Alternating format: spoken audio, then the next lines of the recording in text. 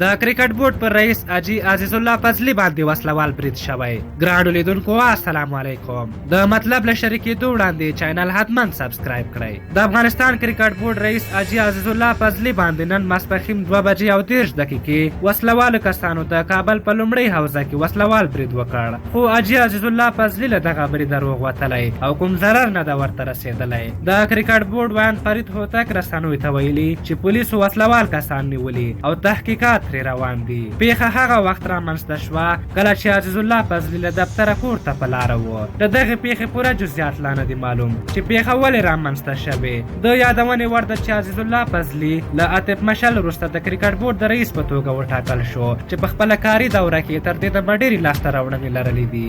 د دغې پیښې نور جزئیات به در سره په راتلونکو ویډیوګانو کې شریک کړو. که زموږ دغه ویډیو مو خوښه شوې وي ضروري لایک کړئ. تر بلې ویډیو مو په لوی او بخښونکي خدای سپارم. د الله په امان.